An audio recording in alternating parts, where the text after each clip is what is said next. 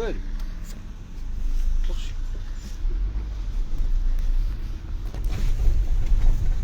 مشاهدي قناة شوف تيفي، اهلا ومرحبا بكم في هذا البث المباشر من مدينة الدار البيضاء، وبالضبط من منطقة مولاي رشيد. كيف ما كتشاهدوا هذه المنطقة صراحة كتعيش واحد الوضع صعيب بزاف. نتوما كتشاهدوا معنا الاشغال اللي مازال مستمرة. هذه الاشغال ديال الخط الثالث من سكة الترامواي.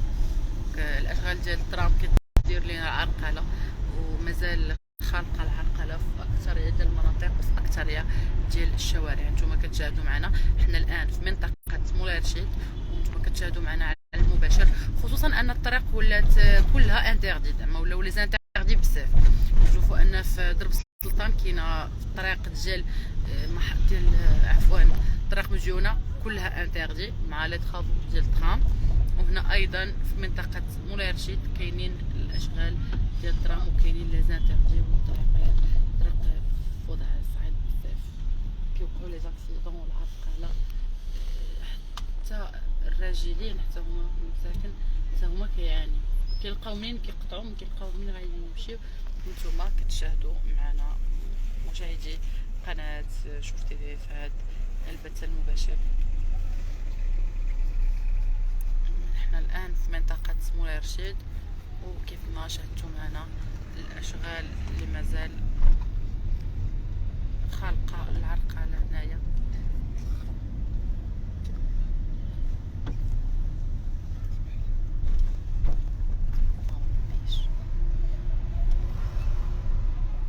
نتوما كتشاهدوا معنا هذه الاشغال، وحده الاشغال كيف ما كتشاهدوا معنا كاين حتى الازبال.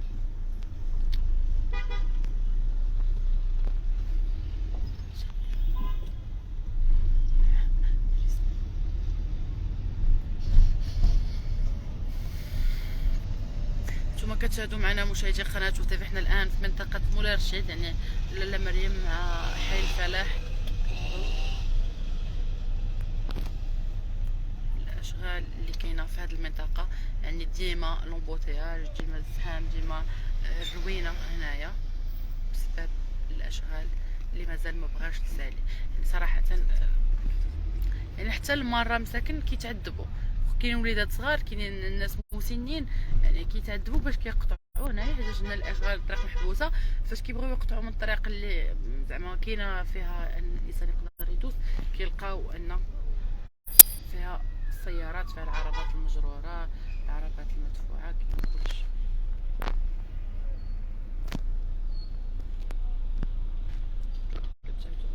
يعني كنتمناو من الناس المسؤولين على مدينه الدار البيضاء، وخاصه على الاشغال بمدينه الدار البيضاء، يقادوا الامور باش تقاد. قلنا واحد التعليق الاخ حمزه تيقول لنا واش هذه الهند في الهند؟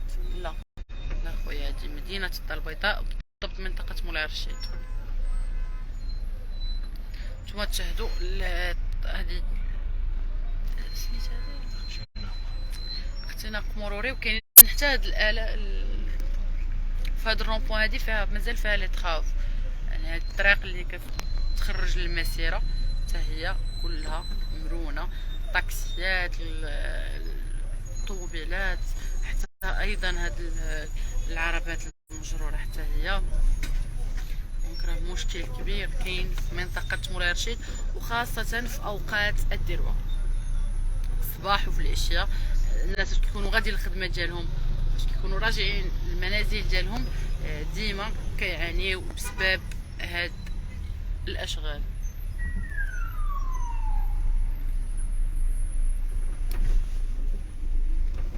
نتوما كتشاهدوا معنا مشاهدي قناه شوف تيفي، يعني بزاف ديال المناطق في العاصمه الاقتصاديه فيها الاشغال، ولكن منطقه مولاي رشيد فيها الاشغال بزاف وفيها الروينه بزاف، والوضع صراحه وضع كارثي. داكشي علاش خاص الناس المسؤولين يشوفوا هذا المباشر هذا باش انهم يقادوا هاد الامور ويسرعوا الوتيره ديال الاشغال، وان شاء الله تكون مدينه الدار البيضاء في احسن حله، ما تكونش في هذا الوضع هذا اللي كما كتشاهدوا.